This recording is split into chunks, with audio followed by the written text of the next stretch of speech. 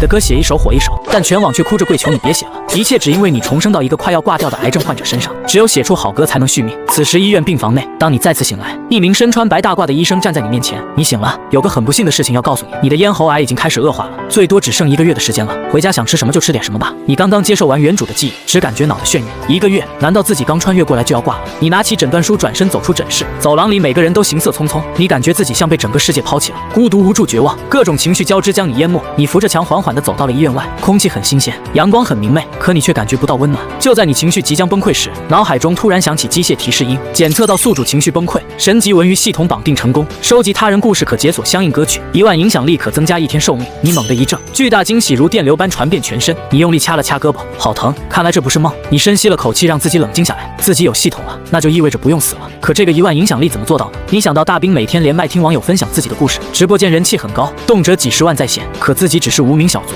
谁会来看直播呢？就算有人来，又怎么保证分享的故事是真实的，能触发系统解锁歌曲呢？你眉头紧锁，苦苦思索着，免费写歌，看来只有这样才能吸引人。父母去世时留下遗产足够生活了，现在没什么比活下去更重要的。2个小时后，你站在落地窗前，窗外霓虹闪烁，车流不息。这套大平层位于市中心最繁华地段，是父母留下的遗产之一。你回到电脑桌前，调试好直播设备，然后打开直播软件，标题写着请说出你的故事，我免费为你写歌。时间1分1秒的过去，直播间人数始终停留在个位数，偶尔飘过几条弹幕，这是玩行为艺术的。这年头还有免费写歌的，怕不是有什么大病吧？你面无表情。在这个流量为王的时代，没有噱头，没有背景，想要吸引人难如登天。又过了许久，直播间依旧冷清。有网友开始尝试分享故事，我失恋了，女友跟富二代跑了，求安慰。我是创业失败的老板，负债累累，求哥鼓励。我从小父母离异，跟着爷爷奶奶长大，求哥回忆童年。看着毫无营养的留言，你内心毫无波澜。这些故事过于空洞，根本无法触发系统。此时柳如烟颓然躺在沙发上，客厅灯光映着那张略显憔悴的脸。作为歌手，她报名了《天籁对决》这档综艺节目，希望能够借此机会让事业更好发展。可几场比赛下来，非但没展现出实力，反而因为紧张和失误进入了败者组。3天后如果再输，就只能黯然离场。不是没想过用原创绝地翻盘，可灵感这东西越强求越是难以捕捉。几次3番下来，他也有些心灰意冷。他拿起手机漫无目的地刷着抖音，试图让大脑放空。忽然，一个直播间标题映入眼帘：说出你的故事，我免费为你写歌。柳如烟指尖停顿，这年头还有免费写歌的？转念一想，反正自己现在也写不出什么好歌，试试又不亏。于是他点开了连线。此时你喉咙里仿佛塞了团铁线，每次吞咽都在经历酷刑。连线请求出现时，你并没有抱太大希望，只是机械地点了同意。屏幕上出现女生的脸，五官精致，气质出尘，纵然略显憔悴，也难掩绝美容颜。你愣了一下，随即又恢复平静，用尽力气开口道：可以开始分享了。柳如烟看着屏幕上那个脸色苍白的男人，微微有些惊讶，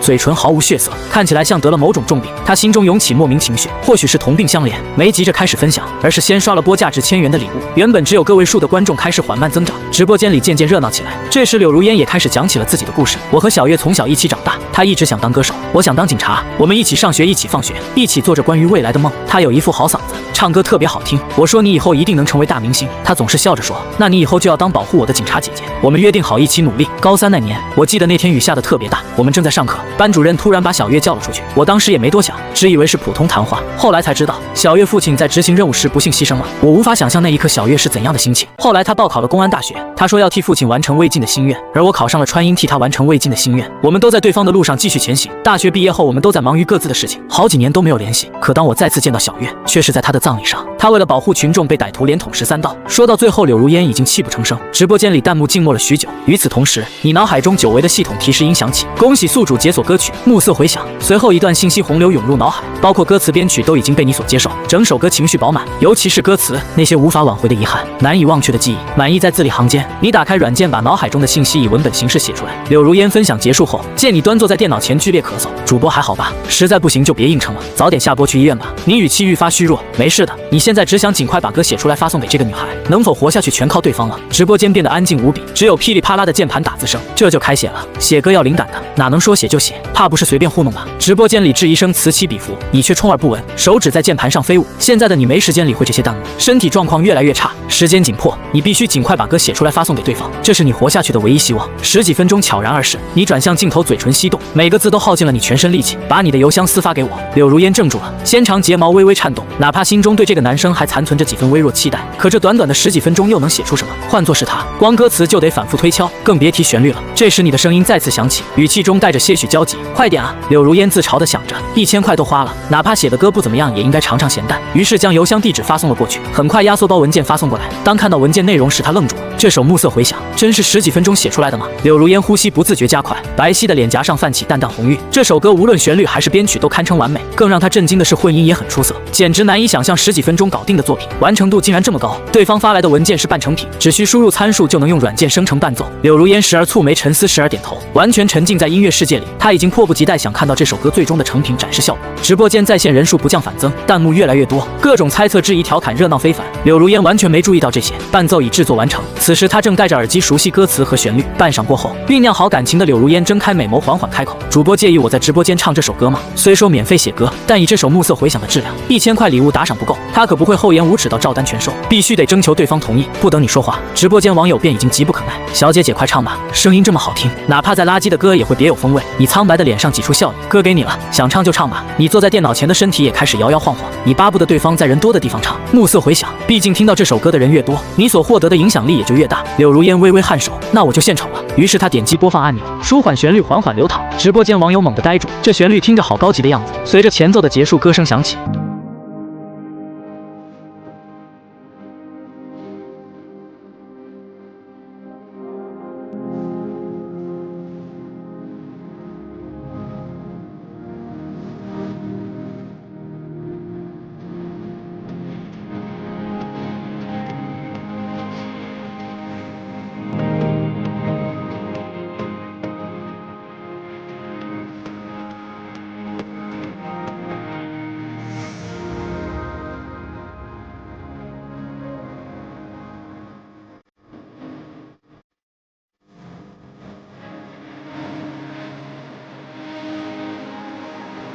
这个也太牛掰了吧！主播真就10几分钟写出来的。几千名网友呆呆地坐在屏幕前，歌曲还在继续，直播间人数也在持续攀升。与此同时，一名网友的弹幕引起了所有人的注意。从专业角度来说，这首歌的作曲和编曲都非常出色，旋律流畅自然，和声运用巧妙，特别是副歌部分高音部分的设计，非常考验歌手唱功，同时也极具感染力。更难得的是歌词与旋律完美契合，将故事中蕴含的情感表达得淋漓尽致。如果这真是主播10几分钟创作出来的，那我只能说他是真正的天才。这条弹幕如同重磅炸弹，在直播间炸开了锅。卧槽，专业人士都炸出来了！10几分钟写出这种水平的歌，这特么是人能干出来的事？网友们彻底沸腾了，他们从未想过，一个名不见经传的小主播，竟然拥有如此惊人的创作才华。10几分钟创作出高质量歌曲，这已经超出了人们的认知范畴。看着不断上涨的直播间人数，你苍白的脸上露出欣慰的笑容。你没想到，系统出品的歌曲竟会引起如此大的轰动。然而剧烈咳嗽声打断思绪，胸腔传来撕裂般的疼痛，强打起精神的你再也坚持不住，失去意识。此时和你视频的柳如烟在看到你倒下后，歌声也戛然而止。不知过了多久，你缓缓睁开眼，心电监护仪规律的冥想回荡在空旷房间，而这时你的视线里出现了淡蓝色虚幻光幕。灵异，当前寿命剩余27天，已获得影响力78000。这时你的手臂传来沉甸甸的压迫感，你微微侧头，发现一个女孩趴在床边睡着了。听到声音，女孩缓缓睁开眼，一双清澈眸子如同秋水般澄澈。病得这么严重，干嘛还要直播？柳如烟声音很轻，带着些许责备意味。你收回目光，并没有回答，而是转移开话题。你怎么知道我住什么地方？你那天在直播间突然昏倒，我吓坏了，就马上打电话报了警。可当接线员询问地址时，我才想起我对你一无所知。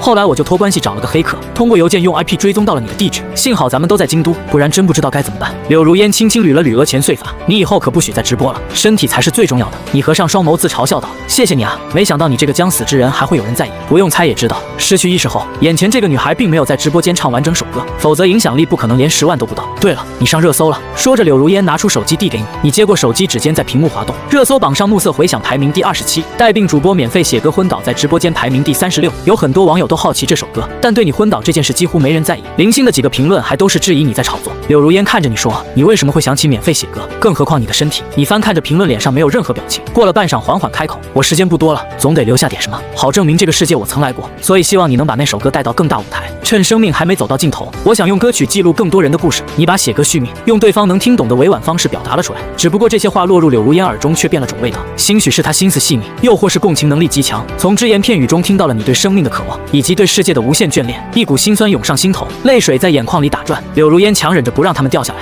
我一定会把暮色回响带到更大的舞台，让更多人听到你的作品。听到这句话，你松了口气，悬着的心终于放下。而此时心电监护仪发出急促鸣响，几个白大褂医生听到动静，几乎是瞬间冲进进病房，准备除颤仪，肾上腺素推注，你身体猛地弹起又重重落下，监护仪上直线没有丝毫波动。柳如烟双手紧紧捂住嘴巴，泪水模糊了视线，不敢发出声音，生怕打扰到医生抢救。随着医生不断的加大电击，突然心电仪出现了波动，紧接着微弱而有规律的心跳声响起。医生摘掉口罩，长长的舒了口气，转身看向柳如烟，病人癌细胞已经扩散，他现在很虚弱，尽量别打扰，让他多休息会儿。医生，他还能活多久？柳如烟问。医生缓缓开口，乐观估计也就1个月，要是像先前那样损耗心力，差不多10天。柳如烟似乎想到了什么，如果转到 ICU 是不是就能多坚持？医生叹了口气，效果不大的，而且 ICU 按小时计费，普通人承担不起，但如果需要的话，我这边可以安排，帮他转到 ICU 吧。费用的话，我这边想办法解决。时间很快来到晚上，后台休息室内，柳如烟万分紧张。这时工作人员推开房门，柳如烟老师，该你上台了。我知道了。柳如烟起身向舞台走去。天籁对决录制现场，新生代歌手孙晓演唱完，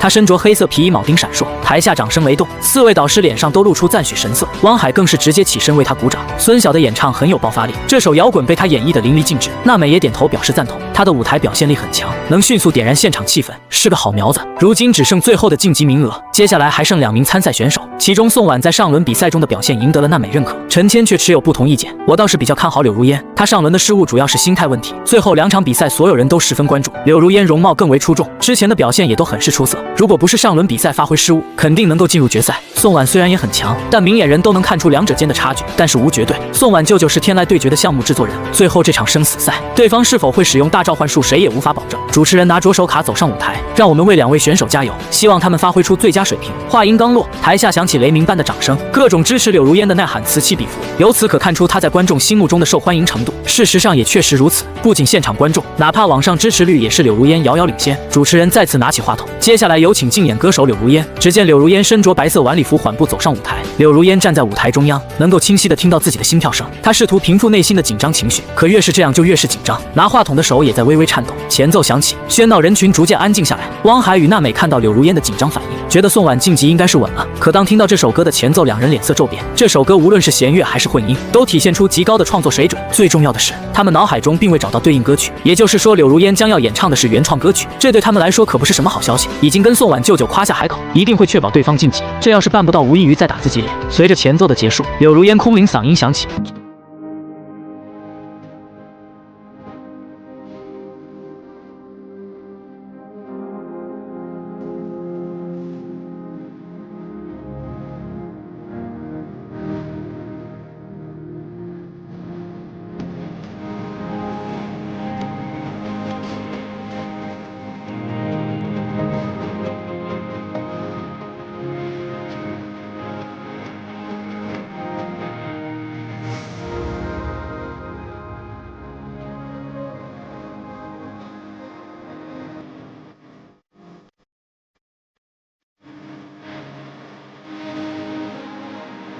柳如烟的嗓音搭配着歌词直击灵魂，每个音符都得到了极尽升华。台下观众们早已忘记欢呼，甚至忘记了呼吸，他们静静聆听，感受着歌声中那份悲伤，那份执着，那份对视者的思念。好的音乐作品能够引发听众共鸣，这首《暮色回响》便是如此。有人眼角湿润，有人紧握双拳，有人默默祈祷，想起那些曾经温暖过自己，后来又转瞬即逝的模糊身影，面容逐渐在脑海中变得愈发清晰。4位导师猛地拍下按钮，座椅缓缓转动，他们看到舞台上那个光芒万丈的女孩，也看到了她眼中闪烁的泪光。汪海眉头紧锁，他没想到柳如烟竟能带来如此震撼的原创歌曲。这首歌无论词曲还是编曲都堪称完美，更难得的是柳如烟将自己的情感与歌曲完美融合，让这首歌拥有了灵魂。更难得的是柳如烟将自己的情感与歌曲完美融合，让这首歌拥有了灵魂。娜美眼中充满赞赏，仿佛看到了年轻时的自己。周杰不动声色地擦掉眼角泪花，他已经很久没听到如此动人的歌曲了。陈谦眼眶有些泛红，想起自己被雪藏的经历，那些为了梦想而奋斗的日子，那些不为人知的辛酸和苦楚，万般情绪涌上心头，泪珠从脸颊滑落。柳如烟闭上眼睛，唱完最后的歌词，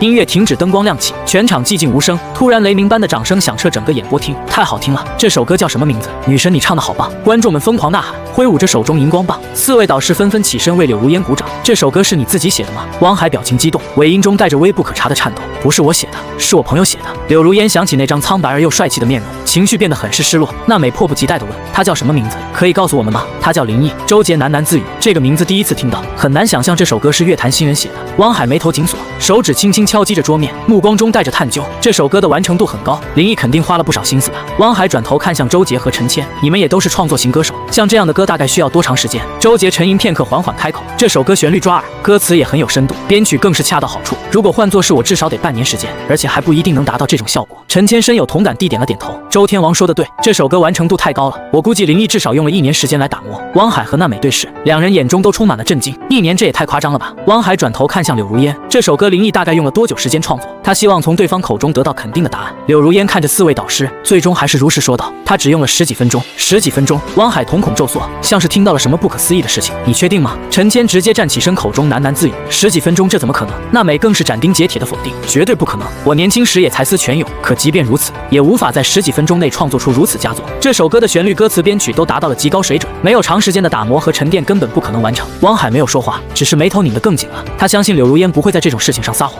可理智又告诉他这根本不符合常理。10几分钟创作歌曲，别开玩笑了，那些传世经典，哪个不是经过呕心沥血创作，才最终呈现在世人面前？周杰摩挲着下巴，若有所思。这首歌让他感受到了久违的震撼，那是直击灵魂的感动，绝非矫揉造作可以伪装。如烟能说说你这位朋友吗？柳如烟张了张嘴，却不知该如何说起。告诉别人那个少年身患绝症时日无多，还是告诉他们林毅为了能够活下去，用生命燃烧自己，然后再被其他人怀疑用绝症营销，他都病成那样了，不该遭受充满恶意的揣摩与诋毁。柳如烟斟酌着词句，轻声说，他是个很有才华的人，只是他平时比较忙，所以写歌的时间不多。他并没有说谎，林毅的确很忙，忙着与病魔抗争，忙着与时间赛跑，忙着用作品记录下这个世界的美好，平时比较忙。陈谦敏锐地捕捉到了这句话中的关键信息，那双原本就大的眼睛此刻瞪得更远了。难道他不是专业音乐人？他是做什么的？柳如烟摇了摇头，我不太清楚他的具体工作，只知道他很忙。周杰嘴角微微上扬，有意思，他已经很久没有遇到过如此有意思的事情。一个拥有惊人才华却又默默无闻的音乐人，这本身就是充满故事性的话题。有机会的话，真想见见这位林毅。周杰的语气中充满着期待，我也想见见他。陈谦紧随其后，脸上写满好奇，如果他真有那么厉害，我倒想跟他约首歌。汪海和娜美对视，都从彼此眼中看到了无奈。原本还指望宋婉能够晋级，现在看来希望渺茫。周杰看向柳如烟，再次问道，如烟，你这位朋友现在在哪里？柳如烟低下头，眼眶微微泛红，声音也变得有些哽咽，他在医院可能不太方便。陈谦恍然大悟，我明白了，他是医生啊，医生当然很忙。他自以为猜到了真相。周杰没有说话，只是静静看着柳如烟，总觉得事情没那么简单。柳如烟的表情，那种悲伤和无奈更像是在告别。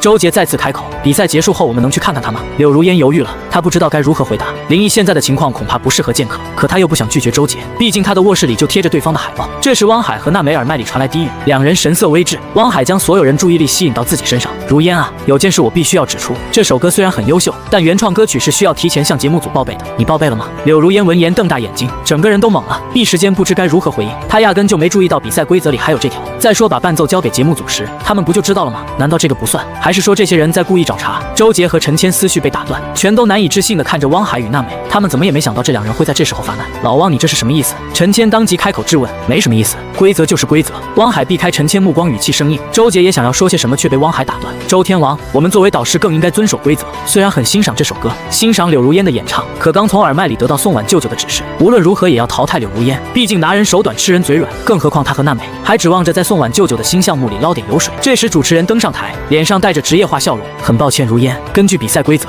未提前报备的原创歌曲将被视为无效，所以你这场比赛的成绩作废。柳如烟整个人都傻了，呆呆站在舞台上，泪水无声滑落。台下观众们也炸开了锅，什么情况？怎么就无效了？绝对有黑幕。然而柳如烟都已经不在意了，她缓缓转过身向舞台下方走去。背影落寞，周杰心中五味杂陈，张了张嘴想要说些什么，却最终还是化作叹息。陈谦更是气得浑身发抖，猛地站起身，指着汪海和娜美的鼻子怒吼：你们还要不要脸？为了个关系户，连这种下三滥手段都用得出来。暮色回响这首歌水平如何？你们作为资深音乐人想必也很清楚，长久以往下去，华语乐坛还有未来吗？这种节目不录也罢。老陈，你冷静点。周杰连忙拉住陈谦，生怕他做出什么过激举动。我冷静不了。陈谦直接摘下耳麦，重重摔在桌子上，大步流星走向后台。周杰无奈地摇了摇头，跟着离开导师席。傍晚时分，华语乐坛顶流天王周杰与当红巨星陈谦同时宣布退出《天籁对决》节目录制。网络上关于《天籁对决》黑幕的讨论如滚雪球般越闹越大，相关话题热度居高不下。随着越来越多的细节被曝光，林毅这个名字开始频繁出现在各大社交平台。人们好奇这个名不见经传的少年究竟是何方神圣，他的作品有着怎样的魔力，能让周杰和陈谦这两位人物不惜与资本对抗也要为他讨个公道。这时，一位直播间的网友发布了长文，详细描述了你创作《暮色回响》的过程。我当时就在林毅直播间，亲眼见证了这首首歌的诞生。当时他看起来状态很不好，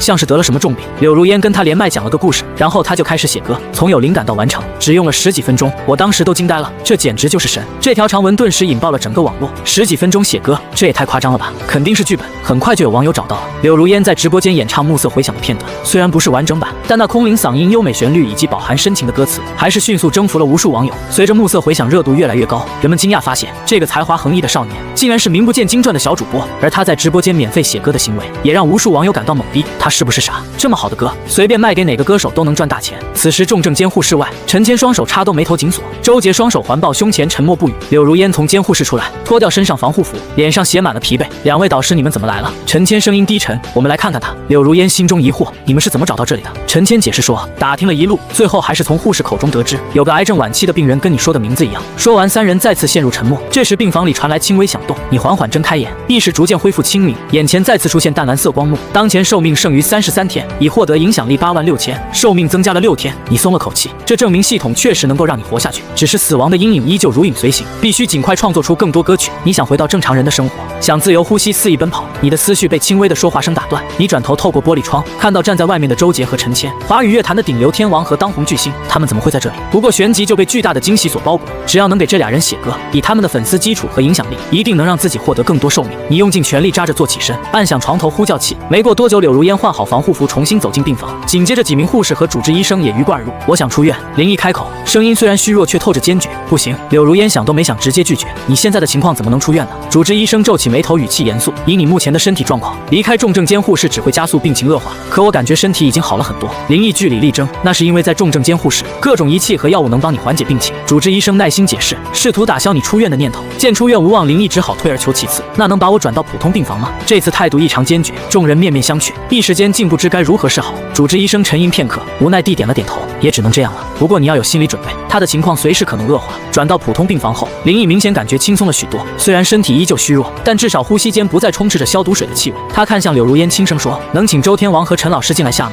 我有话想跟他们说。柳如烟犹豫了片刻，还是点点头。几分钟后，周杰和陈谦走进病房，你们是不是想找我约歌？林毅开门见山直接问道。两人连忙摆手否认，没有，我们就是来看看你，对你只是有些好奇。林毅看着他们笑了笑，笑容中带着些许苦涩。其实我的身体还好，还能写歌，如果可以的话，希望你们能各自分享你们的故事，作为回报，我会为你们各自创作一首歌曲。周杰和陈谦对视一眼，都从彼此眼中看到了震惊和犹豫。原本确实抱着约歌的目的而来，可当亲眼看到林毅的状况后，却怎么也开不了口。如今对方主动提出写歌，这让他们既惊喜又不安。惊喜的是终于有机会获得这位天才的作品，不安的是这样做会不会太残忍了？毕竟他现在最需要的是休息，而不是创作。周杰委婉拒绝道，林毅，你的好意我们心领了，但你现在最重要的是养病，写歌的事以后再说吧。陈谦也跟着点头，身体才是最重要的，等你康复了，我们再聊音乐也不迟。真正的死亡不是肉体上的消亡，而是被人遗忘。林毅声音很轻却清晰，传入每个人耳中。也许某天我会离开这个世界，但我希望我的作品还能继续传唱下去，这样也算某种程度上的永生。他抬起头，目光依次扫过周杰和陈谦，眼神中充满了期许。我知道这对你们来说可能有些不公平，但我真的很想为这个世界留下点什么。病房里陷入寂静，柳如烟紧紧咬着嘴唇，不让自己哭出声来。此刻他终于明白为什么林毅如此执着于创作。周杰和陈谦也被深深震撼了，他们从未想过一个如此年轻的生命竟会对永恒有着这般深刻的理解。我答应你。周杰率先开口打破了沉默，陈谦也紧跟着说，我正好有个故事。林毅苍白的脸上终于露出笑容，我先来吧。周杰像是下定了某种决心，要将那段尘封已久的往事公之于众。那年我还是个名不见经传的小歌手，每天奔波于各个酒吧，直到遇见了晴子。她很温柔，也很爱笑。我们相识于朋友聚会上，当时她就坐在角落里安静地听我唱歌。后来我们相爱了，她总是鼓励我说我的音乐很有灵气，一定能够成功。为了我，她放弃了出国留学的机会，留在国内默默支持我的音乐梦想。可我那时太年轻，一心只想出人头地，忽略了她的感受。我们开始争吵、冷战，渐行渐远，直到那天她出了车祸，永远离开了我。说到这里，周杰声音已经哽咽，眼眶泛红，强忍着不让泪水滑落。我赶到医院的时候，她已经没有了呼吸。医生说她被送到医院时，手里还紧紧攥着我演唱会的门票。她原本打算来看我人生中第一场演唱会，可我却再也见不到她了。陈谦和柳如烟都沉默了，他们没想到舞台上光芒万丈的周天王，竟然还有这样一段痛彻心扉的过往。这些年我一直活在悔恨和自责中，如果当初我能多关心他一些，多体谅他一些，或许结局就会不一样。我把对他的思念都写进了歌里，可无论写多少歌，获得多少奖项，都无法弥补心中的遗憾。如果可以，有首歌我想送给他，也送给所有曾经爱过却又错过的人。周杰抬起头望向窗外，深邃的眼眸中充满了哀伤和怀念。恭喜宿主解锁歌曲夜曲。林毅脑海中响起了系统提示音，紧接着无数音符和歌词如潮水般涌入脑海。为你弹奏肖邦的夜曲，纪念念我死去的爱情。每个音符，每句歌词都饱含着无尽思念与哀伤。恍然间，林毅似乎看到孤独身影在月光下弹奏钢琴，身着白裙的女孩在不远处的追光下翩跹起舞。该我了。陈谦的声音将林毅从思绪中拉回，他看着林毅缓缓开口：我曾经深爱过一个女孩，她叫安然，是个很特别的姑娘。我们相识于微时，一起经历了许多风风雨雨。她陪我走过低谷，见证我一步步成长。我以为我们会一直这样走下去，直到白头偕老。可现实却给了我沉重一击。她的家庭无法接受一个一无所有的穷小子，我们被迫分开。她嫁给了一个所谓门当户对的人。分开那天，她哭着对我说：对不起，我尽力了。陈谦眼中闪烁泪光，声音也变得有些沙哑。我看着她的背影，感觉整个世界都崩塌了。我像个傻瓜一样站在原地，久久不愿离去。后来我把对她的思念写成了一首歌，那首歌记录了我们曾经的点点滴滴，也埋葬了我那段无疾而终的爱情。我时常在想，如果当初再努力一点，是不是就能改变结局？可人生没有如果，错过了就是错过了，再也回不去了。陈谦苦笑着摇头，眼神中充满了落寞和无奈。恭喜宿主解锁歌曲《安河桥》。林毅脑海中再次响起系统提示音，一段优美而又略带忧伤的旋律在脑海中响起。我知道那些夏天就像青春一样回不来，代替梦想的也只能是勉为其难。歌词中充满了对逝去的怀念与不舍，以及对现实的无奈和妥协。林毅闭上眼睛，静静聆听这首歌，不知何时眼角被泪水浸湿。见林毅闭目沉思，周杰、陈谦、柳如烟三人屏住呼吸，大气都不敢喘，生怕打扰到他。周杰虽对林毅的才华很是认可，但要说在如此短时间内连续创作出2首高质量歌曲，依旧觉得不可能。毕竟暮色回响的横空出世已经足够令人震惊，倘若再来2首同等水平的作品，那简直……周杰不敢继续往下想，陈谦则既期待又忐忑，像极了等待开奖的赌徒。期待的是或许真能见证奇迹诞生。柳如烟心情最为复杂，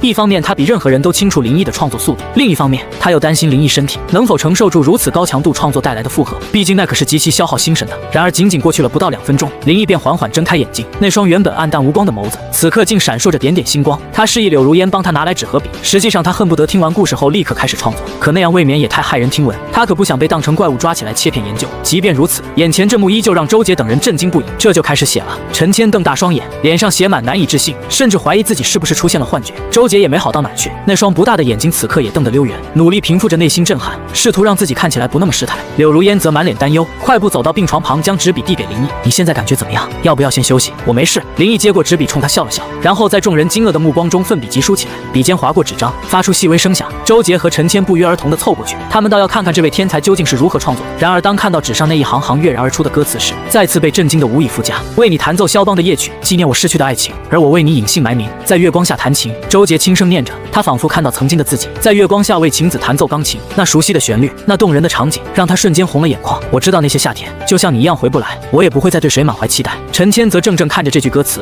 似乎被勾起了某段不愿提及的回忆。他想起那个曾经深爱的女孩，想起一起度过的那些美好时光，想起他离开时的决绝背影。这怎么做到的？陈谦喃喃自语，声音都在颤抖。他实在无法相信，这些直击灵魂的歌词竟是出自刚听完故事的少年之手。周杰只是默默看着林毅那专注的神情，让他不得不相信，眼前这个少年或许真是百年难遇的音乐天才。甚至周杰脑海中突然冒出连他自己都觉得荒谬的想法：这家伙该不会是外星人吧？不然怎么解释这匪夷所思的行为？柳如烟看着奋笔疾书的林毅，眼中满是心疼和敬佩。他知道林毅是在用生命进行创作，在与时间赛跑，与死神抗争。想到这里，柳如烟连忙转过身，偷偷擦去泪水，不想让别人看到自己软弱的一面。大约10分钟后，林毅停下了笔，将写满歌词的2张纸分别递给周杰和陈谦。这就好了。陈谦颤抖着接过歌词，林毅点了点头，希望你们能够喜欢。周杰也接过歌词，仔细端详，谢谢，这首歌我很喜欢。他抬起头看向林毅，眼中充满了感激。陈谦也连连点头，我也很喜欢，这歌简直就是为我量身定做的，你们喜欢就好。林毅笑了笑，脸上带着些许疲惫。连续创作2首歌，哪怕有系统，对他依旧是个不小的负担。他能够感觉到身体正在逐渐变虚弱。离开医院，周杰和陈谦站在保姆车边，这歌不能白拿。周杰若有所思半晌后缓缓开口，陈谦点头，以林毅的名义开一场演唱会吧，收益全给他。虽然林毅再三推辞不需要任何经济上的援助，但医院就是个无底洞，多少钱都不够往里扔。有了这笔费用，林毅就能享受到最好的医疗资源。回去后我让人尽快准备。周杰坐进保姆车扬长而去，一场足以震撼整个华语乐坛的演唱会，3言2语便确定了下来。几天后，天籁对决如期播出，柳如烟站在舞台中央深情演唱《暮色回响》，空灵嗓音配上饱含深情的歌词，让屏幕前的观众如痴如醉。这歌词写得真好，听得我眼泪哗哗的。林毅是谁？这首歌是他写的，也太有才了吧！这都能被淘汰，也太离谱了吧！节目播出后，《暮色回响》、林毅、天籁对决黑幕等词条迅速登上热搜，网友们对林毅的才华赞叹不已，同时也对节目组的公平性产生了严重质疑。10几分钟写出这种质量的歌，林毅开了挂吧？节目组出来解释，为什么这么好的歌会被淘汰？绝对有黑幕，不然周天王和陈谦为什么会同时退赛？心疼柳如烟，这么有实力的歌手竟被黑幕淘汰了。抵制天籁对决，面对愈演愈烈的舆论风暴，天籁对决节目组终于坐不住了，他们发布声明，声称评分过程公开透明，绝无黑幕。但对于周杰和陈谦退赛以及暮色回响、被淘汰等关键问题却避而不谈。这份声明非但没能平息众怒，反而让网友们更加愤怒。这声明了个寂寞，节目组真当我们是3岁小孩？这种声明也敢发出来？大家别看了，一起抵制这档垃圾节目！在网友们的自发抵制下，天籁对决收视率以肉眼可见的速度下滑，许多原本打算投放广告的品牌商也纷纷撤资，表示不再与节目组合作。一时间，天籁对决陷入了前所未有的危机之中。为挽回颓势，宋婉及其担任节目制作人的舅舅开始暗中运作，他们收买了大量营销号和水军，在网上散播谣言，质疑暮色回响的原创性，并将矛头指向林毅。震惊！暮色回响竟是抄袭之作，天才少年林毅人设崩塌，原来是个欺世盗名之徒。88林毅黑历史，看看他究竟是个什么样的人。这些营销号有模有样的列举了暮色回响与其他歌曲的相似之处，利用各种所谓的实锤，证明这首歌是抄袭而来，甚至还翻出林毅以前的言论和行为，试图将他塑造成道德败坏、人品低劣的形象。在水军的推波助澜下，谣言迅速传播开来，许多不明真相的网友开始动摇，这歌真的是抄袭的？我就说10几分钟怎么可能写出这么好的歌？林毅是谁？估计是个18线小歌手吧。为了红莲抄袭这种事都做得出来，真是丢人。甚至有部分极端网友开始对林毅进行人身攻击，他们通过各种渠道打听到林毅所在的医院和病房后，往病房前送挽联和花圈。走廊里，几个护士正推着小车将那些晦气的东西清理出去。病房里，柳如烟看着手机上那些不堪入目的评论，气得浑身发抖。这些人竟然如此恶毒，连身患重病的人都不放过。与此同时，正埋头筹备演唱会的周杰和陈谦也关注到网上这些负面消息，两人商议后决定通过个人社交账号为林毅发声。周杰的个人账号向来低调，除了必要的宣传极少发布个人动态，但这次他破天荒地更新了动态。有些声音不应该被埋没，有些才华值得被所有人听见。林毅，你的歌我听到了。配图是他与林毅在医院的合影，陈谦也紧随其后，在自己的社交账号上发文。这个时代不缺哗众取宠的小丑，缺的是真正有才华的人。很幸运我遇到了林毅，他的歌让我找到了久违的感动。配图则是他与林毅在医院的合影，两位乐坛大佬的表态。那些原本还在质疑谩骂的网友，此刻都闭上了嘴巴，开始重新审视这个被他们攻击的少年。而那些原本就支持林毅的网友，此刻更是像打了胜仗般欢呼雀跃。周天王和陈谦都发话了，那些黑子们脸疼不疼？所以天籁对决真的有黑幕。紧接着，周杰和陈谦再次同时发文，宣布两人将联合举办名为《回响》的演唱会，并在演唱会上发布2首由林毅创作的新歌。这消息瞬间让整个网络都炸开了锅。卧槽！周天王和陈谦要合体开演唱会，这是什么神仙组合？有生之年系列啊！重点是他们还要发布林毅创作的新歌，这牌面也太大了吧！林毅到底是什么来头？竟然能让周天王和陈谦同时为他站台？那些先前质疑林毅的营销号，此刻都悄悄删除了相关文章。然而还是有网友截图保存了这些营销号的言论，并将他们发布到网上。这些营销号之前不是跳得很欢吗？现在怎么都哑巴了？笑死我了！这些营销号就是墙头草，风往哪边吹就往哪边倒。在网友们的声讨下，这些营销号不得不发布道歉声明，表示之前收到了不实信息才会发布那些言论。而宋婉的舅舅见事情败露，也悄悄撤回了抹黑林毅的通告。但他并不甘心，又联系到几位所谓的乐评人，试图从专业角度对林毅的作品进行贬低。这些乐评人在各自社交账号上发布了看似专业实则漏洞百出的评论。这首暮色回响技巧性太强，反而失去了音乐的灵魂。林毅的歌只能算是中等水平，被过分夸大了。他的创作缺乏深度，只是无病呻吟罢了。评论出来立刻遭到了网友们的反驳，你们这些所谓的乐评人怕是收了黑钱吧？林毅的歌要是只能算中等水平，那华语乐坛就没有好歌了。双方在网上展开了激烈争论。在这场网络骂战中，暮色回响的热度不降反增，林毅的影响力正以惊人速度扩散。医院里，主治医师拿着林毅的检查报告眉头紧锁，这怎么可能？报告上各项指标显示，林毅身体状况正在好转，按照这个速度，用不了多久就能达到出院标准，这简直是医学奇迹。要知道之前林毅的身体状况几乎被判了死刑，他心中充满了疑惑。病房里，林毅躺在床上闭目养神，这段时间，柳如烟经常找借口留下来陪伴他，这让林毅感到些许无奈。他能感觉到柳如烟对自己似乎产生了某种特殊情感，但现在他没有精力去考虑这些，只想抓紧时间多创作歌曲，这样才能活下去。心念微动，淡蓝色虚幻光幕浮现眼前，姓名林毅，当前寿命47天，还是太少了呀。林毅喃喃自语。与此同时，医院食堂，柳如烟正排队给林毅打饭，口袋里手机突然震动起来，掏出手机看到屏幕上周杰的名字，周老师，如烟演唱会的事情已经确定了，就在下周6晚上，你这边没问题吧？周杰那略带磁性的嗓音从听筒中传来，没问题，周老师，我随时都可以。那就好。周杰继续说道，到时候你作为驻唱嘉宾，在演唱会上演唱《暮色回响》这首歌，现在热度很高，很适合作为开场曲目。这段时间要进行彩排，在工人体育馆，每天抽出几小时，可以吧？没问题，周老师，我一定好好准备。柳如烟心中涌起一股暖流，她知道这是周杰在提携自己。还有一件事，周杰声音顿了顿，演唱会的全部收益都会用来支付林毅的医疗费，先别告诉他，到时给他一个惊喜。知道了，周老师，我先替林毅谢谢你。挂断电话，柳如烟深吸了口气，10几分钟后回到病房，将饭菜递给林毅。我家里有点事情，最近这几天可能没办法经常过来了。没事，你去忙吧。林毅接过饭盒，语气平静，内心却有些许不易察觉的失落。这些天他已经习惯了柳如烟的存在和陪伴，突然说离开，让他感觉心里空落落的。不过这样也好，他不在，自己就又能开直播了。柳如烟离开后，林毅从床底翻出被藏起的的电脑，熟练地翻开笔记本，点开直播软件。刚开启，直播间人数寥寥无几。大家好，又见面了。他对着镜头露出了略显苍白的微笑。这时，直播间人数突然开始飙升，从几个人到几十人，再到几百人、几千人，速度之快让林毅都有些反应不过来。一看系统提醒，原来是官方给直播间推流了。卧槽，是活着的林毅！没想到他竟然这么年轻，看背景怪怪的，难不成是在医院？林毅尝试引导大家分享故事，可却收效甚微。有没有朋友分享经历？我可以根据故事为你量身打造歌曲。主播不是我们不想分享，是真没啥可分享的。每天都是上班下班，无聊得很。看着弹幕，林毅有些无奈。仔细想想，导演能理解网友们的反应，只不过这样一来，通过写歌获取影响力的计划岂不是要落空？不行，得想个办法调动大家积极性。正当他苦思冥想之际，一条弹幕引起了他的注意。主播为啥这么执着于写歌？看着这条弹幕，林毅沉默了片刻，缓缓开口：我从小就喜欢音乐，大学也是学的作曲。如果不是嗓子出问题，或许现在已经是民歌手了。原来是科班出身啊，怪不得这么厉害。林毅笑了笑，总之我现在没法唱歌，只能写歌了。这时，直播间右下角忽然弹出连麦申请，林毅连忙点了同意。一个模样十分帅气但略显憔悴的男生出现在屏幕上。大家好，我是张扬。卧槽，这不是天籁对决的那个张扬吗？他怎么会来这里？张扬不是夺冠热门吗？怎么看起来这么憔悴？直播间里网友瞬间炸开了锅，纷纷猜测张扬出现在这里的原因。林毅老师，您的歌我听了，非常棒，尤其是那首《暮色回响》，简直唱到了我心里，谢谢。林毅笑了笑，你是准备分享故事吗？张扬欲言又止，似乎有什么难言之隐。张扬这是怎么了？有话就直说呗。在网友们的催促下，张扬终于开口：林毅老师，实不相瞒，这次是想请你帮帮忙。帮你？林毅有些疑惑，我能帮你什么？张扬深吸了口气，缓缓道出了事情原委。原来张扬在天籁对决中表现出色，被视为夺冠大热门。然而在决赛前夕，他却受到了某种威胁，他们让我退赛。张扬声音有些颤抖，说如果不退赛，就会让我在这个圈子里混不下去。他们是谁？林毅皱眉问道。我不能说。张扬摇了摇头，他们势力很大，我得罪不起，我只是个普通人，斗不过他们的，所以想请你帮忙写首歌。写歌？林毅一愣，写歌就能帮你解决问题？我不知道。张扬苦笑着说，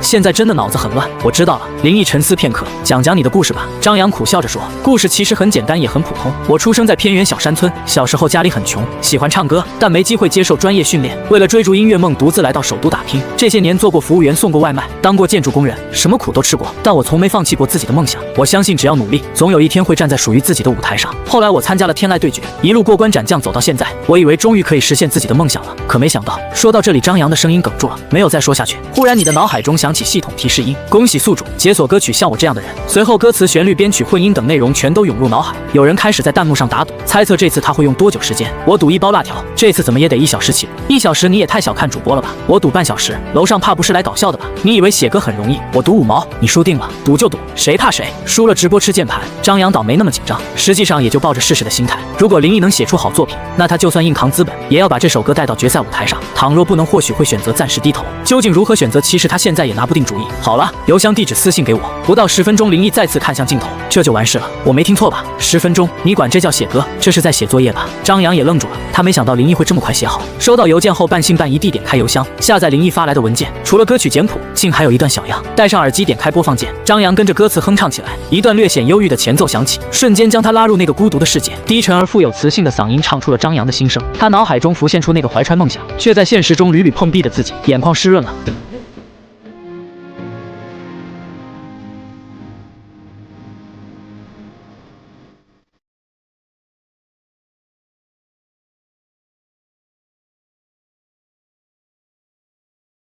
唱到这里，张扬再也控制不住情绪，泪水夺眶而出。他想起这些年来的辛酸，想起那些冷眼和嘲讽，万般苦楚涌上心头，开始掩面痛哭。一个大男人在直播间里当着上万网友的面撕心裂肺的大哭，只不过弹幕上却并没有人嘲笑讥讽。此时张扬代表着无数挣扎在社会底层、默默无名、不被理解的普通人。过了片刻，张扬止住哭声，通红着眼眶，有些不好意思的笑了笑。林老师，不好意思，让您看了笑话。我决定了，不退赛。这首《像我这样的人》必须在决赛舞台上让更多人听到，这正是林毅想要看到的结果。他笑着点了点头，正准备开口，就见无数弹幕快速飘过。别啊大哥，先让兄弟们过过瘾。刚那几句歌词，那旋律有点拽哦。10分钟写出的歌都这样牛逼。张扬接着唱完吧，我们都想听完整版的，那我唱给你们听。张扬擦去眼角泪痕，点开伴奏，略带沙哑的嗓音饱含深情的唱着：像我这样优秀的人，本该灿烂过一生，怎么20多年到头来还在人海里浮沉？像我这样聪明的人，早就告别了单纯，怎么还是用了一段情去换一身伤痕？像我这样迷茫的人，像我这样寻找的人，像我这样碌碌无为的人，你还见过多少人？一曲唱罢，直播间里静悄悄的，所有人都沉浸在歌声中，久久不能自拔。张扬的歌声像一把钥匙，打开了人们尘封已久的记忆，那些曾经的梦想，那些曾经的坚持，那些曾经的迷茫和挣扎，都在这一刻涌上心头。不知过了多久，才有人打破沉默。太好听了，这歌词写到我心坎里去了，我也哭了。这首歌让我想起了曾经的自己，那个怀揣梦想却被现实打击得遍体鳞伤的自己。我们都是这样的人，迷茫过，挣扎过，但从未放弃过。林老师牛逼啊！这首歌叫什么名字？我要去下载。像我这样的人，林毅轻声说出歌名，张扬也激动不已。林老师，这首歌我可以用在决赛上吗？当然可以。林毅笑着点头。好了，今天的直播就到这里吧，我有点累了，大家晚安。说完便关掉了直播。张扬则迫不及待地将录制好的歌曲上传到了自己的社交账号上，并配文献给所有像我一样的人，希望你们都能找到属于自己的舞台。很快，这条动态就被顶上了热搜。张扬新歌《像我这样的人》，林毅10分钟写歌，3个词条迅速霸占热搜榜前3，无数网友涌入张扬的社交账号试听这首新歌，短短几个小时播放量就突破了50万，而且还在以惊人速度增长。许多专业创作型歌手、音乐人也注意到了这首歌，这首歌的词曲简直绝了。著名音乐人梁博在自己的社交账号上毫不吝啬地赞美道，每句歌词都写到了人的心坎里，能写出这种歌词的人绝对是个天才。这首歌的编曲也很厉害，看似简单，实则暗藏玄机。知名作曲人徐峰也发表了自己的看法，特别是副歌部分，那种层层递进的情感，让人听了忍不住落泪。这首歌的演唱者张扬也是个好苗子，金牌制作人李岩对张扬的演唱赞不绝口，他的嗓音很有辨识度，而且情感表达非常到位，把这首歌的灵魂都唱出来了。这首歌的词曲作者林毅到底是什么人？著名乐评人丁磊提出了自己的疑问：10分钟写出这种质量的歌，简直匪夷所思。我从来没见过这么有才华的年轻人，他到底是怎么做到的？难道他真的是个天才？有没有人知道他的联系方式？我想跟他合作。一时间，整个华语乐坛都在寻找林毅，各大唱片公司也都向他抛出橄榄枝。而此时的林毅正躺在病床上，看着系统面板上不断增长的影响力，嘴角微微上扬。姓名林毅，当前寿命63天。看来这首歌的效果比我想象的还要好。林毅喃喃自语：只要再来几首这样的歌，我就能彻底摆脱死亡的威胁了。与此同时，高级公寓内，宋婉喃喃自语：春天的风轻轻拂过脸庞，像你的温柔萦绕在我身旁。不得不说，王志宏的这首作品旋律优美，歌词细腻，的确是难得的佳作。宋婉的声音空灵而清澈，将这首歌演绎得淋漓尽致。一曲唱罢，宋婉摘下耳机，脸上露出了满意笑容。怎么样？我就说这首歌好吧。崔志远不知何时站在了练歌房门口，笑着问：王老师的水平果然名不虚传。宋婉点点头，这首歌的确给了他很大信心。那就好。崔志远走进练歌房，搂住宋婉的腰肢，这下你总该放心了吧？宋婉依偎在崔志远怀里，轻声说道：这首歌一定能帮我赢的。那是当然。崔志远低头在宋婉额头上亲了一下，冠军一定是你的。对了，我打算在直播间唱这首歌。宋婉忽然说道：我想提前预热一下，看看网友们的反应。这个主意好。崔志远眼睛一亮，就这么办。几天后，宋婉坐在直播间内，妆容精致，笑容甜美的出现在镜头前。今天我要给大家唱一首新歌，希望大家能够喜欢。直播间里瞬间涌入大批观众。婉婉今天好漂亮啊！新歌是王志宏老师写的那首吗？宋婉对着镜头眨了眨眼睛。今天我邀请了几位特别嘉宾来到直播间，他们都是我在音乐圈的前辈和好友，让我们欢迎他们的到来。随着宋婉话语，直播间画面出现了几位乐坛重量级人物的面孔：著名音乐制作人赵杰、金牌词曲人钱宇、资深歌手孙涛，每个都是在音乐圈响当当的人物。大家好，我是赵杰，今天来给婉婉的新歌助阵。我是钱宇，婉婉的新歌非常好听，大家一定要多多支持。我是孙涛，婉婉的唱功越来越好了，这首歌一定能火。几位嘉宾的出现，瞬间将直播间气氛推向了高潮。这牌面也太大了吧！孙涛老师可是我偶像啊，没想到他竟然也来给宋婉站台。直播间人数不断攀升，很快就突破了100万大关。宋婉也没想到，一场直播竟能引来这么多观众，就连林毅也因为官方推送进入了直播间。好了，话不多说，接下来我就给大家演唱这首新歌。宋婉深吸口气，点开了伴奏，舒缓前奏响起。宋婉闭上眼睛，开始轻声吟唱：春天的风轻轻拂过脸庞，像你的温柔萦绕在我身旁。歌声一如既往的甜美动人，几位嘉宾也纷纷点头表示赞赏。这首歌的旋律很抓耳，有流行的前置。赵杰点评道：歌词也很美，意境深远。王志宏老师的功力还是深厚啊。钱宇赞叹道：婉婉的唱功进步很大，这首歌的情感表达非常到位。孙涛也给出了很高评价，直播间里粉丝们也纷纷刷屏：婉婉唱得太棒了，婉婉加油，我们永远支持你。然而除了这些赞美之声，也有不同的声音出现。这歌还行吧，但感觉没啥新意，旋律有点老套，跟林毅那首像我这样的人差远了。林毅那首歌才是真好听，你们懂什么？这可是王志宏老师的作品，比林毅那个强多了。直播间里两派观众争论不休，谁也说服不了谁。一曲唱罢，宋婉迫不及待地问道：各位老师，你们觉得这首歌怎么样？非常好。赵杰竖起了大拇指：婉婉你很有希望凭借这首歌拿下冠军。我也这么认为。钱宇附和道：这首歌的质量非常高，再加上婉婉你的演绎，绝对是冠军的有力争夺者。婉婉加油，我看好你。孙涛鼓励道。听着几位前辈的赞美，宋婉心里乐开了花。谢谢各位老师的鼓励，我会继续努力的。然而网友们的反应却并没有想象中那么热烈。宋婉看着这些评论，心里有些不舒服。这时一条弹幕引起了他的注意，林毅老师也在直播间。宋婉连忙在观众列表中寻找，果然看到了林毅的名字。林毅老师也来了。宋婉笑着说：不知道老师觉得这首歌怎么样？林毅没想到自己会被点名，连忙打字回复：这首歌写得非常好，王老师的才华令人敬佩，比我写的那首强太多了。然而网友们却并不买账。林毅老师，你是不是被盗号了？这首歌跟你的像我这样的人比起来，简直就是一坨。就是林毅老师才是最棒的。看着这些弹幕，林毅哭笑不得。他没想到自己在网友们心中的地位竟然这么高，而宋婉则气得脸色铁青。他没想到自己精心准备的歌曲竟然被这些人贬得一文不值。更让他生气的是，这些人竟还拿林毅来踩他，这让他感到无比屈辱。看着满屏吹捧，林毅心里没有半点波澜。这些网友也太能脑补了。之所以夸赞宋婉，只是不想给自己树敌，毕竟对方舅舅看起来还挺有能量，没必要因为这点小事给自己惹麻烦。手指在键盘上飞快敲击，感谢大家的厚爱，但我真没你们说的那么厉害。随后迅速退出宋婉直播间。林毅的离开，直播间人气开始以肉眼可见的速度下跌，原本还热闹非凡的直播间瞬间冷清了不少。宋婉看着不断减少的在线人数，脸色越来越难看。原本以为有王志宏老师的歌曲加持，这场直播一定会大获成功，可没想到半路杀出个林毅，几句话就让他的努力付诸东流。这个林毅真是太可恶了。看着人气不断下滑，宋婉气得直跺脚，都是你干的好事。崔志远脸色阴沉，怒视宋婉，让你在直播间提他干什么？现在好了，人气都跑他那儿去了。宋婉紧咬嘴唇，眼中满是不甘。我只是想让他夸夸我，夸你。崔志远冷笑一声，你也不看看自己几斤几两，人家凭什么夸你？舅舅。宋婉眼眶泛红，那现在怎么办？还能怎么办？崔志远没好气地说，赶紧下播。而此时，著名音乐人王志宏也注意到了直播间动静，看着那些贬低自己作品、吹捧林毅的弹幕，脸色阴沉的几乎能滴出水来。这届网友真是越来越没品位了。王志宏不满地嘀咕着，王老师您消消气。助理小声劝道，这些网友就是跟风，您别跟他们一般见识。跟风？王志宏冷哼一声，我看他们就是嫉妒我的才华。是，您说的对。助理连连点头。不行，我咽不下这口气。王志宏越想越气，不就是哗众取宠吗？谁还不能几分钟写首歌了？去给我开直播，我去会这个林毅。助理不敢怠慢，连忙打开直播软件。王志宏清了清嗓子出现在镜头前，大家好，我是王志宏。直播间瞬间涌入大批观众，这不是王志宏老师吗？他怎么也开直播了？有好戏看了。王志宏看着不断上涨的在线人数，心中得意。听说有人质疑我的创作能力，说我不如毛头小子，这是要跟林毅杠上了。有好戏看了，有好戏看了，快去林毅直播间告诉他，王志宏来踢馆了。我承认林毅是有点才华。王志宏顿了顿，但他那种哗众取宠的方式我不认同。今天我就让大家看看什么才是真正的创作。此时林毅刚打开直播不久，人气已经突破了10万。忽然连麦申请出现在直播间右下角，林毅发现连麦的人竟然是王志宏。王老师，林毅有些惊讶，您怎么来了？怎么不欢迎？王志宏语气不善，显然还对宋婉直播间的事情耿耿于怀。当然欢迎。林毅笑了笑，王老师有什么事吗？听说你写歌很快。王志宏开门见山，我倒想见识见识你这个天才到底有几分本事。卧槽，王志宏这是要跟林毅老师 battle， 有好戏看了。这可是老牌音乐人与天才少年的对决啊！王老师说笑了，我那点本事在你面前根本不值一提。林毅谦虚道，少废话。王志宏不耐烦地打断他，你就说敢不敢跟我比试比试吧。林毅有些犹豫，怎么怕了？王志宏冷笑一声，不是号称天才吗？连这点胆量都没有。林毅老师别怕，跟他比就是让他见识见识你的厉害。网友们纷纷起哄，都想看这场热闹。林毅其实并不在意跟谁比试，他最关心的是自己的身体状况。通过这段时间的创作，已经解锁了不少歌曲，他能明显感觉到身体在逐渐好转，所以对他来说跟谁写歌都一样，只要能解锁歌曲就行。既然王老师这么有兴致，那我就献丑了。林毅见状也不再推辞，说吧，怎么比就比谁写歌快吧。林毅想了想说，10分钟之内谁写出来的歌质量高谁就赢。一言为定，王志宏答应下来。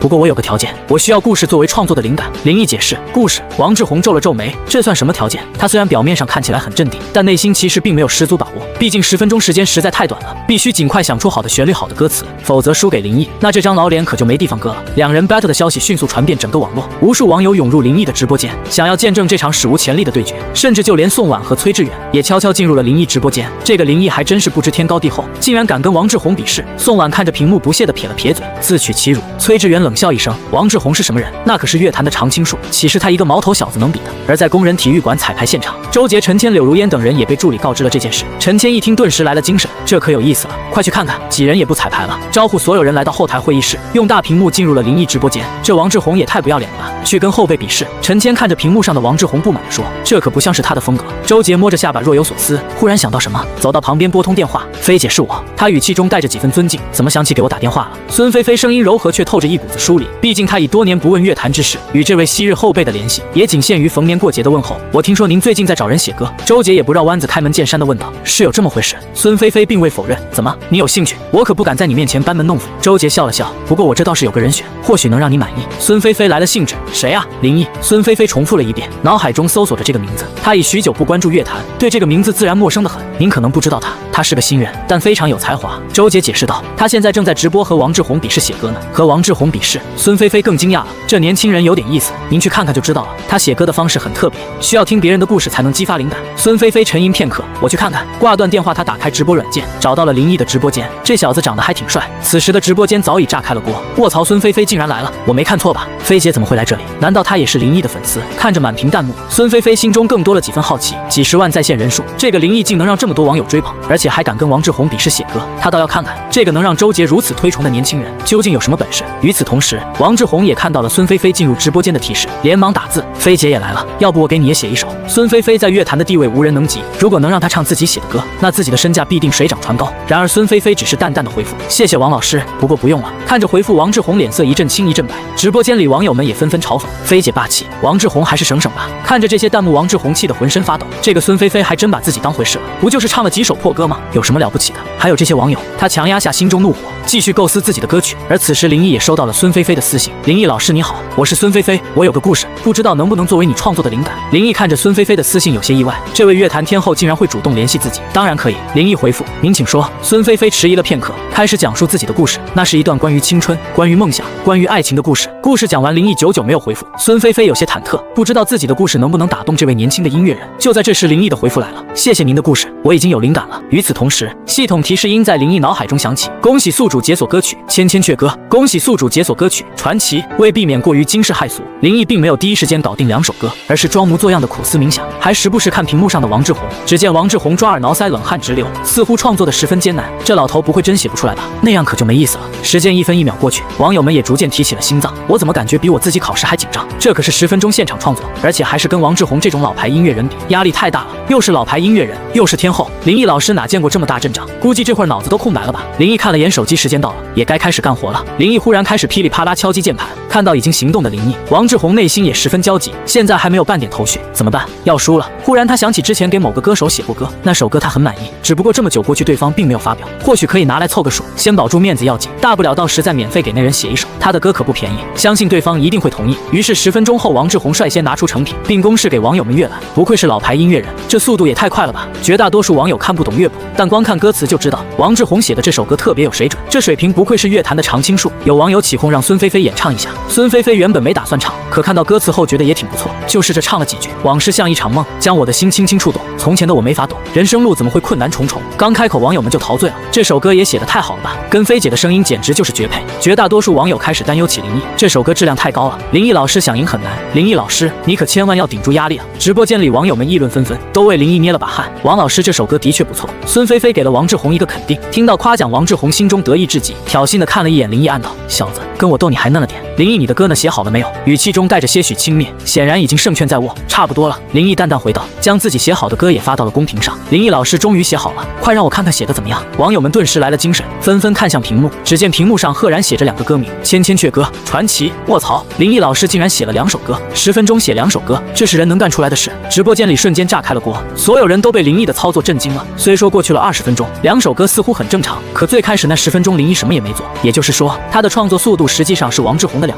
这尼玛还是人类的速度吗？王志宏也傻眼了，他怎么也没想到林毅竟然写了2首歌，这小子还是人吗？孙菲菲也愣住了，看着屏幕上的歌名，眼中满是不可思议。10分钟2首歌，这个林毅到底是什么怪物？菲姐，你要不要也唱一下林毅老师的歌？有网友小心翼翼地问道。所有人都屏住呼吸，沉默片刻，孙菲菲缓缓开口：我试试。先看了下千千阙歌的歌词，徐徐回望，曾属于彼此的晚上，红红仍是你，赠我的心中艳阳。只看了一眼便被这歌词深深吸引，这歌词写得太美了。他轻轻哼唱起来，声音婉转动人，如泣如诉。直播间里所有人沉醉在歌声中。来日纵使千千阙歌，飘于远方我路上；来日纵使千千晚星，亮过今晚月亮，都比不起这宵美丽，一绝不可使我更欣赏。哈哈，因你今晚供我唱，这首歌也太好听了吧，简直就是为菲姐量身定做的。林毅老师好厉害，竟然能写出这么好听的歌。一曲唱罢，孙菲菲眼中异彩连连，这首歌简直就是为她量身打造。她又看向传奇的歌词，只是因为在人群中多看了你一眼，再也没能忘掉你容颜。这歌词更绝了，她忍不住再次哼唱起来，声音空灵飘渺，宛若天籁。宁愿相信我们前世有约，今生的爱情故事不会再改变，宁愿用这一生等你发现，我一直在你身旁，从未走远。直播间里所有人都听得如痴如醉。卧槽，这首歌也太好听了吧，这歌词简直绝了。林毅老师到底是怎么写出来的？太厉害了，林毅老师简直就是神一般的存在。这2首歌随便拿出一首，都能吊打王志宏的那首。唱完2首歌，孙菲菲久久没有说话，她被这2首歌彻底震撼了。这2首歌的质量简直高得吓人，无论歌词还是旋律都堪称完美。她毫不怀疑，这2首歌任何一首都有成为经典的潜质。而这样2首歌，竟然是林毅在短短10分钟内写出来的，这简直就是奇迹。她看向屏幕上的林毅，眼中满是欣赏，这个年轻人太有才华了。林毅老师，孙菲菲缓缓开口，这2首歌能不能卖给我？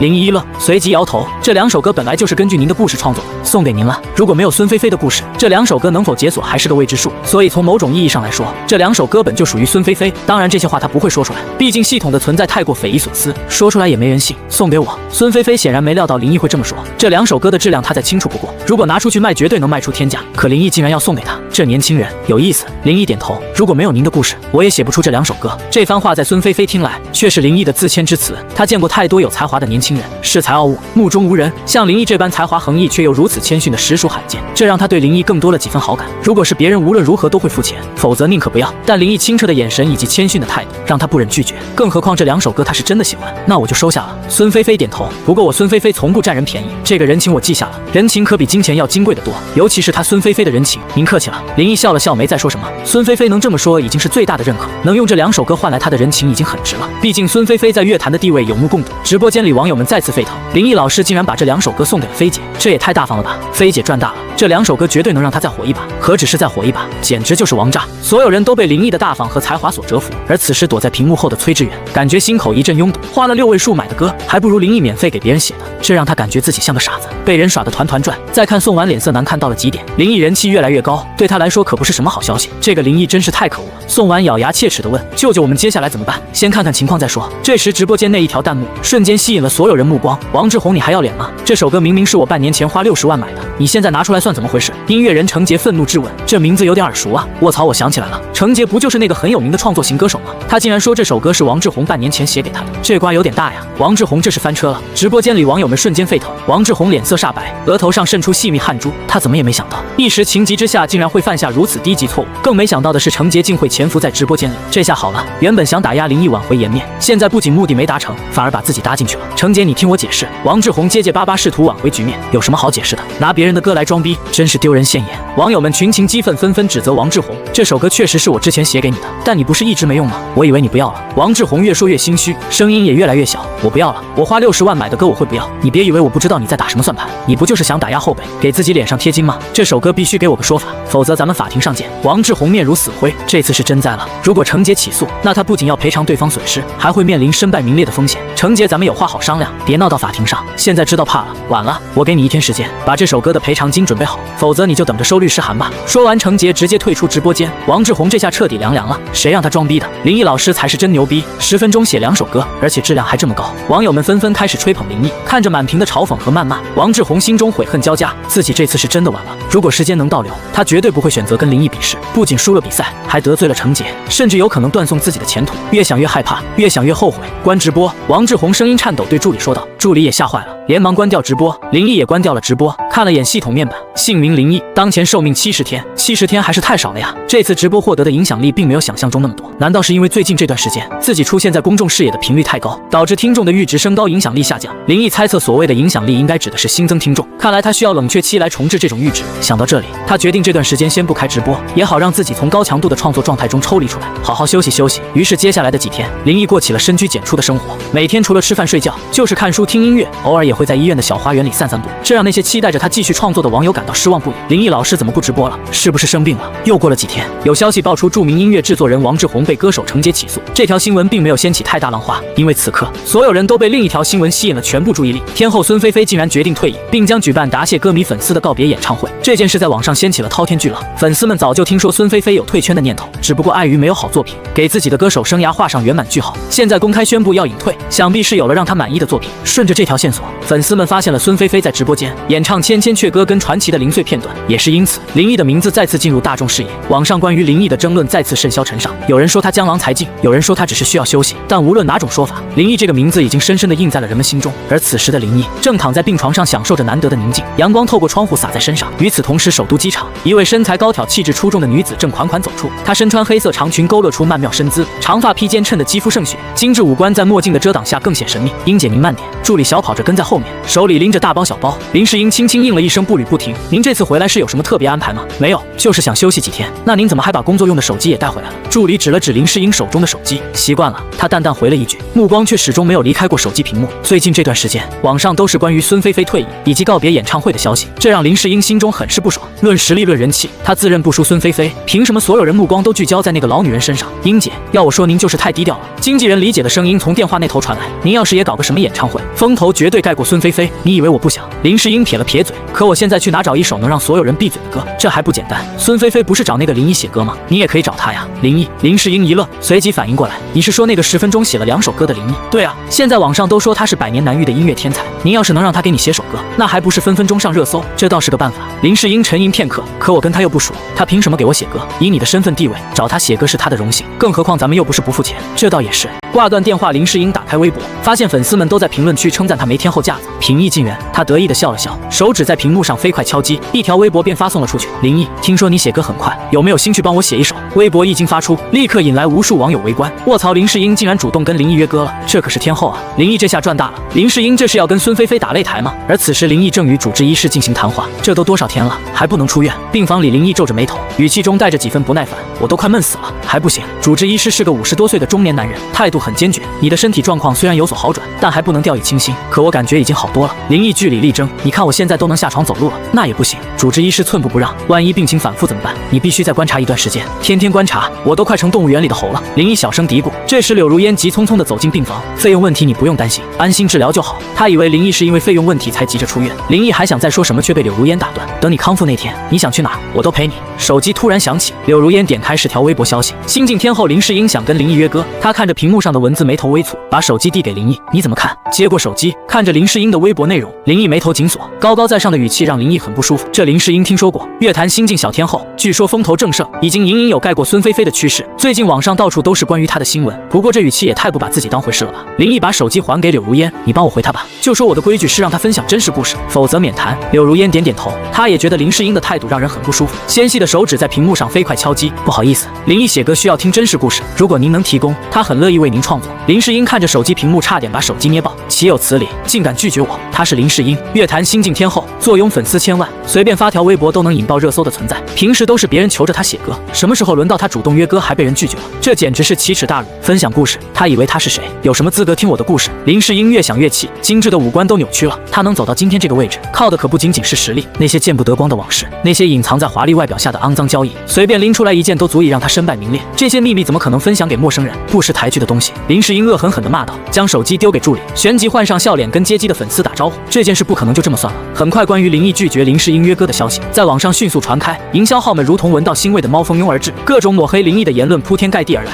新人林毅拒绝天后林世英约歌，目中无人，甚至还有人翻出他之前与王志宏的恩怨，称他是乐坛毒瘤，应该被封杀。一时间，林毅在网上的风评急转直下，许多原本支持他的网友也开始动摇。不会吧，林毅真是这种人？之前还觉得他挺有才的，现在看来人品不行啊！拒绝林世英约歌，他以为他是谁啊？林世英能找他约歌那是给他脸，他还蹬鼻子上脸了，脱粉了。没想到林毅竟然是这种人，所以说人还是不能红，一红就飘了。网上关于林毅的争论愈演愈烈，有人骂他狂妄自大，也有人坚定的支持他。只不过这些言论林毅根本没放在心上。此刻他斜靠在床上，看着柳如烟笨拙的削苹果，林毅几次想说自己来，可柳如烟却像个固执的非要亲力亲为，无奈他只好放弃。柳如烟将果肉递给林毅，脸上带着几分邀功的神色。林毅接过咬了一口，味道还不错，你这技术还得练啊，要你管。柳如烟拿起手机刷了起来，突然像是发现了什么，他拍了拍林毅的手，林毅这才注意到天籁对决公布了决赛规则，简单来说就是比拼粉丝数量，可以自己办演唱会，也可以受邀参加别人的演唱会，谁的现场观众多，谁就获得冠军。这崔志远还真是煞费苦心啊，为了保送宋婉夺冠，这种招数都想得出来，真是够无耻的。张扬是个毫无背景的追梦人，怎么可能跟有资本撑腰的宋婉比？只要崔志远愿意，哪怕是花钱雇人，也能给宋婉凑出声势浩大的演唱会。这时柳如烟手机响了，接听后她脸色变得有些黯然。张扬要回老家了，放下手机，他轻声说道，他说很感谢你，那首像我这样的人他也很喜欢，只是他觉得自己配不上。他还说以后有机会欢迎你去他老家川府做客。林毅沉默了，他能听出张扬话语中的无奈和不甘，一个怀揣梦想的年轻人却不得不向现实低头。片刻后，林毅开口问道，周杰和陈谦他们不是要开演唱会吗？能不能邀请张扬做驻唱嘉宾？柳如烟犹豫了一下，恐怕不行。崔志远那边没有明说，但意思已经很清楚了，崔志远铁了心要保宋婉夺冠，张扬不放弃比赛，很难有出头之日。林毅笑了笑，不试试怎么知道？尽管张扬夺冠希望很渺茫，但他还是想试一试，不仅仅是为张扬，更是为了自己。舞台上能获得的影响力可比直播强多了，他不想看到张扬的梦想因为资本的介入而破碎，更何况他也需要影响力。现在故事也听了，歌也写了，到了收获的时候，张扬却要放弃。林毅绝不允许这种局面出现。柳如烟想了想，还是再次拨通张扬的电话。张扬，你现在方便说话吗？张扬的声音有些低沉。方便，你说吧。林毅老师说，他想邀请你参加周杰和陈谦的演唱会，让你在演唱会上唱那首像我这样的人。真的吗？张扬声音陡然提高，带着难以置信的激动。林毅老师真的这么说？他亲口说的。柳如烟笑了笑，你愿意吗？我愿意，我当然愿意。张扬的声音音都在颤抖。谢谢林毅老师。